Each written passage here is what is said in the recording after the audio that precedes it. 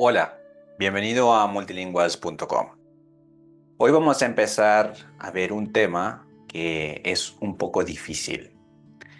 Generally, we hear some people say some things that might not be accurate, and we're going to speak about the subjunctive, which might be a little daunting. So let's start. Look at these phrases, for example. Espero que te mejoras pronto.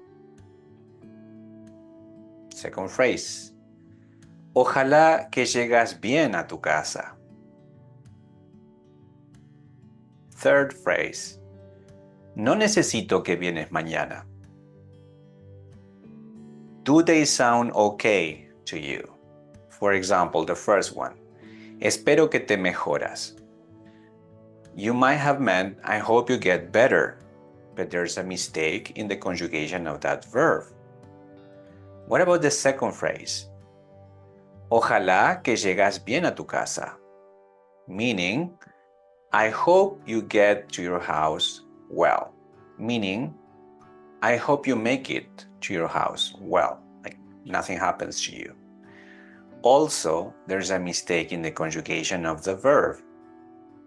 And the third one, no necesito que vienes mañana. I don't need you to come tomorrow. Also, same mistake in the verb. So the mistakes here are because we're using the modo indicativo. And we should not. For these cases, we should use the modo subjuntivo. So, what is the modo subjuntivo? Is it a tense? No, it is not a tense. Remember that in the last level, we spoke about tenses. Tenses are, for example, when something happened. Did it happen in the present? Is it going to happen in the future? Is it happening now? So if it happens in the present, we're going to refer to it with the name presente, okay?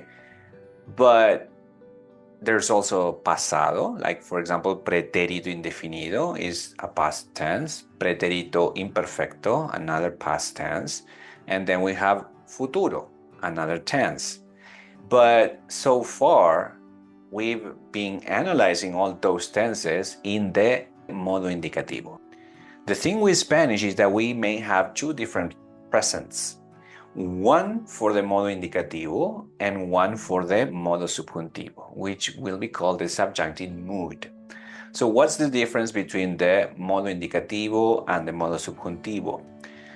We use the modo subjuntivo for different things. For example, so far we've covered the modo indicativo for facts, truths, and things that we are doing, like, for example, things we're doing right now, or for example, when we speak about our daily routine. So all of the things that are very true or facts go in the modo indicativo. However, when we have situations that may or may not happen in the future, or situations that are completely subjective, like my opinion on something, then in those cases we're going to go to the subjunctive mood, modo subjuntivo. So we may choose to use again the present tense, but it's a different present. It's the presente del modo subjuntivo, which is completely different from the presente del modo indicativo. Since English only has one present, it might be confusing to you. It may be confusing to know whether the conjugation you're using is from the modo indicativo or from the modo subjuntivo. So let's speak a little bit about that. We're going to see when we use this subjunctive mode.